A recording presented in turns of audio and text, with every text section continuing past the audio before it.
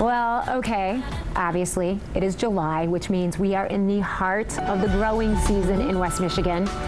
That also means for the home gardener that our green thumbs are starting to get quite the workout. They sure are. We recently had the chance to spend a little time with one of the best growing experts around, the Director of Horticulture at Frederik Meijer Gardens, to learn how we can make our yards and landscaping look like $1,000,000.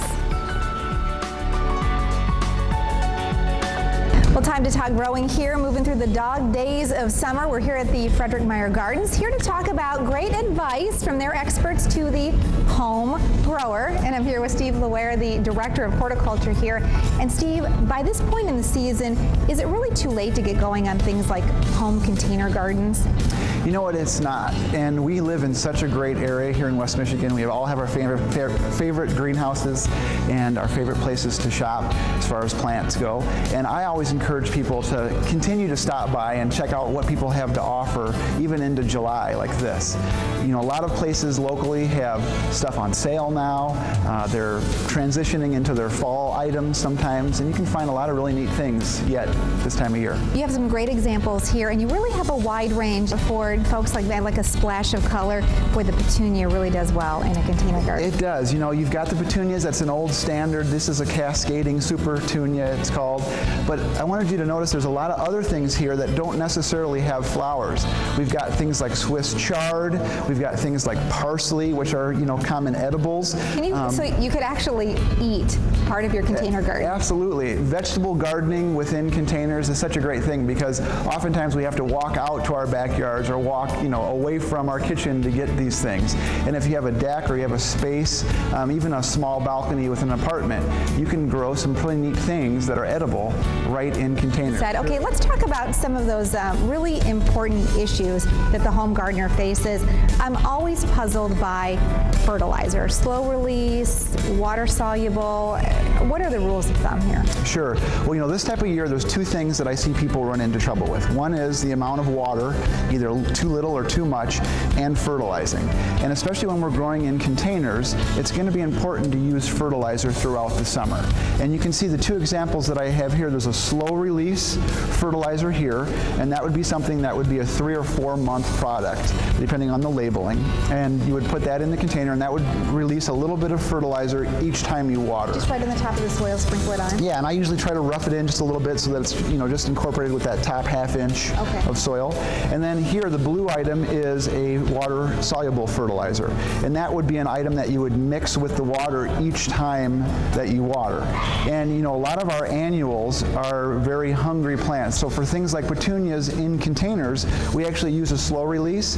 And then about every 3rd watering, we'll use the water-soluble then as well. Okay, so you have some great examples here of plants, fresh cut flowers. Are these just from walking around your backyard? They are, yeah. In fact, we've got a pretty big backyard here at the Gardens, but I always encourage people, you know, you enjoy gardening, walk outside, take a bucket, take a nice pruner, and cut some flowers and bring them into the house. And I hear people say, oh, you know, well, I'm not a flower arranger, I don't know what goes good together, and everything goes good together when it's in your home. Just, if you're smiling, you're doing it right. Well, and you take the pride in knowing that you grew those yourself. Yeah. Okay, I have to ask about the tools here because I'm one of those gardeners that I don't always make the right kinds of investments. You're here to say that some quality tools can really be a great investment. They really can. A pair of pruners is one of the very first tools that someone should own of quality if you enjoy gardening. There's a number of different brands out there. My personal favorite is Falco, and it's a Swiss-made pruner.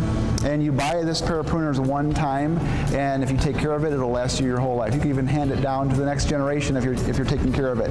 And there's such a big difference. I mean, how many times have you had an inexpensive or a cheap pair of pruners and you go to cut something and it folds the stem over, or if it's a thin, wispy plant, it won't cut through it, you know, and you try to do it a couple times.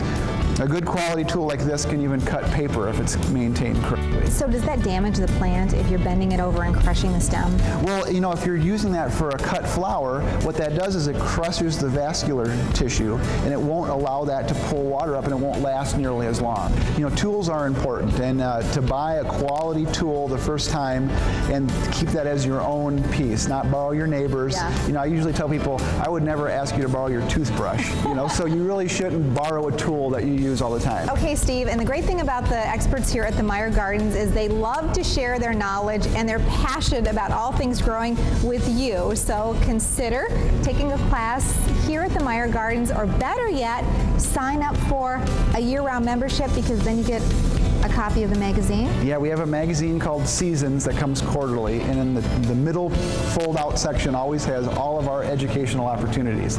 And there's a lot of great things to experience here from the education side. Fantastic. All right, so it's about plants and learning how to turn yourself into a great green thumb.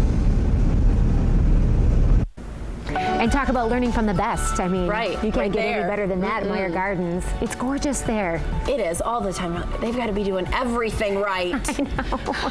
Yeah, and Steve and his team love to help the home grower, offering a great selection of even classes that you can sign up to take at the Meijer Gardens. There's also a great magazine available in the gift shop if you want to kind of thumb through something if you have a problem. Say that'll start helping Your things reference out book? too right away for those who are always involved in it and know what should behave the way that it should.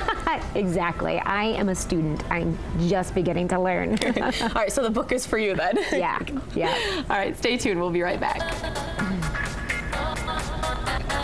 Your all-access pass to everything West Michigan.